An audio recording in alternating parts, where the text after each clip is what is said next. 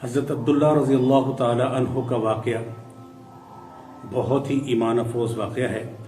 انہوں نے رسول اللہ صلی اللہ علیہ وسلم سے اور اللہ سے جو عشق کیا اس کا کیا کہنا۔ واقعہ بہت غور سے سنیے گا، بہت زبردست واقعہ ہے۔ کتابوں میں لکھا ہے کہ یہ مدینہ منورہ کے قریب ہی ایک دیہات میں رہتے تھے۔ والد کا انتقال ہو گیا تھا، چچا کے پاس رہتے تھے۔ چچا ان کا بہت خیال کرتے تھے، کھانا بھی ان کو اچھا کھلاتے اور ان کو لباس بہت اعلیٰ اور عمدہ قسم کا لے کر دیتے، اور ماشاءاللہ ان کا چہرہ بھی بہت خوبصورت تھا۔ کہتے ہیں کہ جب یہ لباس اچھا پہن کے مدینہ میں آتے تو لوگ ان کو دیکھتے اور ان کی تعریف کرتے۔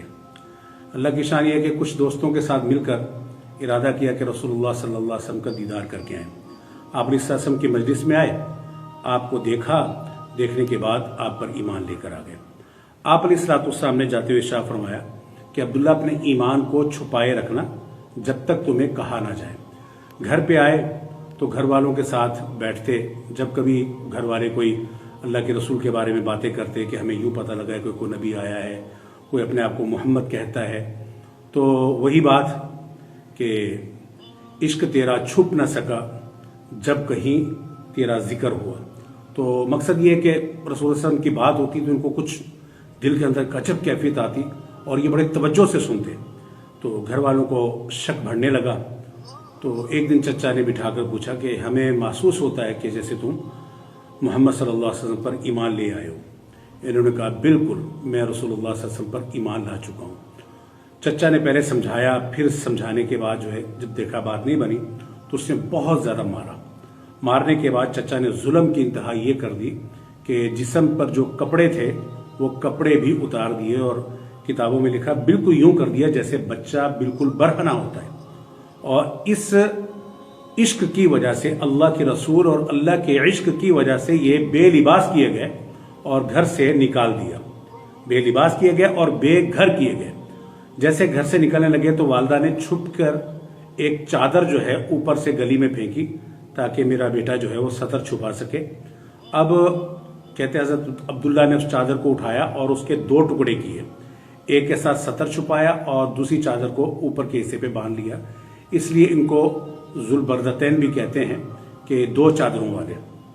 تو اب انہوں نے چادریں اپنے بدن کے ساتھ باندھی، لپیٹی، اور سیدھے رات کو انہوں نے سفر شروع کیا۔ صبح فجر کے وقت یہ رسول اللہ صلی اللہ علیہ وسلم کی خدمت میں پہنچ گئے۔ جب یہ پہنچے تو اللہ کے رسول صلی اللہ علیہ وسلم نے ان کے چہرے پر تھکاوٹ اور پریشانی کو دیکھ کر محسوس کر لیا کہ یہ عبداللہ کے ساتھ کچھ معاملہ عجب سا ہوا ہے۔ خیر بہرحال انہوں نے سارا واقعہ سنایا۔ آپ علیہ السلام نے ارشاد فرمایا عبداللہ تم اصحاب صفہ کے ساتھ رہو جب تک کہ جہاد کا اعلان نہ ہو جائے۔ اب حضرت عبداللہ ادھر ہی رہتے، ادھر ہی پڑھتے، سیکھتے، سکھاتے، جو بھی ایک ترتیب تھی اسی مطابق چل رہے تھے۔ بالآخر جہاد کا اعلان ہوا، رسول اللہ صلی اللہ علیہ وسلم کے ہمراہ جہاد کے لیے تشریف لے گئے۔ کچھ دنوں کے بعد حضور علیہ السلام کو کسی نے بتایا کہ عبداللہ کو بہت تیز بخار ہے۔ حضور علیہ السلام حضرت ابوبکر صدیق رضی اللہ تعالیٰ اور حضرت عمر رضی اللہ تعالیٰ عنہ کے ساتھ حضرت عبداللہ کی عیادت کے لیے تشریف لائے۔ جیسے ہی عیادت کے لیے تشریف لائے تو دیکھا کہ بہت تیز بخار میں حضرت عبداللہ ہیں۔ آپ علیہ السلام نے کیا کیا؟ حضرت عبداللہ کا سر تکیے سے اٹھا کر اپنی گود میں رکھ دیا۔ مقصد بے گھر کیے گئے تھے اور اللہ تعالیٰ نے کون سی جگہ دی؟ نبی علیہ السلام کی گود عطا کر دی، گود عطا کر دی۔ اب جیسے چہرہ رکھا تو حضرت عبداللہ کے لیے تو بہت بڑی خوشی کا ایک مقام تھا۔ حضور علیہ السلام کو محبت کے ساتھ تکنے لگے اور آپ علیہ السلام یوں ہاتھ ان کے ماتھے پہ پھیر رہے ہیں اور ان کو تسلی دے رہے ہیں اور دعائیں دے رہے ہیں کہ اللہ تجھے شفا دے، اللہ تیرے گناہوں کو ختم کرے، اس طریقے سے دعائیں دے رہے ہیں۔ لیکن کہتے ہیں کہ حضرت عبداللہ رضی اللہ تعالیٰ اسی دوران ان کی روح پرواز ہو گئی، ان کی روح پرواز ہو گئی۔ تو کہتے ہیں نا کہ جیسے ہی روح پرواز ہوئی تو آپ علیہ السلام نے صحابہ سے فرمایا کہ عبداللہ کو غسل دیا جائے اور عبداللہ کے کفن کا بندوبست کیا جائے۔ آپ علیہ السلام کو ایک چادر بڑی محبوب تھی جو آپ اکثر چادر کو اوڑا کرتے تھے۔ آپ نے اس چادر کو اتارا اور آپ نے فرمایا اس چادر کے اندر عبداللہ کو غسل دیا جائے۔ بے گھر کیے گئے، نبی علیہ السلام کی گود ملی، بے لباس کیے گئے، اللہ نے نبی کی پیاری چادر کو کفن کے ساتھ ملا دیا۔ اب جنازہ رسول اللہ صلی اللہ علیہ وسلم نے خود پڑھایا، اور شریعت کا مسئلہ ہے قبر میں اپنے میت کو وہ اتارے گا جو محرم ہوگا، جو قریبی ہوگا۔ تو قبر میں اتارنے کے لیے سب سے پہلے جو آئے ہیں وہ رسول اللہ صلی اللہ علیہ وسلم خود تشریف لائے اور حضرت عبداللہ رضی اللہ تعالیٰ عنہ کو پکڑ کر قبر میں اتارا۔ جب قبر میں اتارا تو حضور علیہ الصلوۃ والسلام نے کچھ کان میں کلمات کہے جو صرف حضرت عمر رضی اللہ تعالیٰ عنہ نے کلمات سنے۔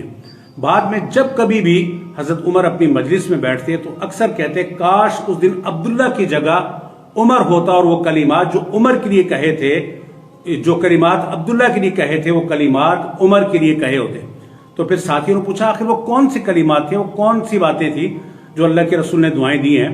تو آپ نے حضرت عمر رضی اللہ عنہ نے فرمایا کہ میں نے خود اپنے کانوں سے سنا، اللہ کے رسول فرما رہے تھے اے اللہ میں تجھے محمد صلی اللہ علیہ وسلم یہ واسطہ دے کر عرض کرتا ہوں کہ میں عبداللہ سے مکمل راضی ہو چکا ہوں، تو بھی عبداللہ سے راضی ہو جا، اور روز قیامت جب عبداللہ تیرے سامنے آئے تو عبداللہ کو دیکھ کر مسکرا رہا ہو اور عبداللہ تجھے دیکھ کر مسکرا رہا ہو۔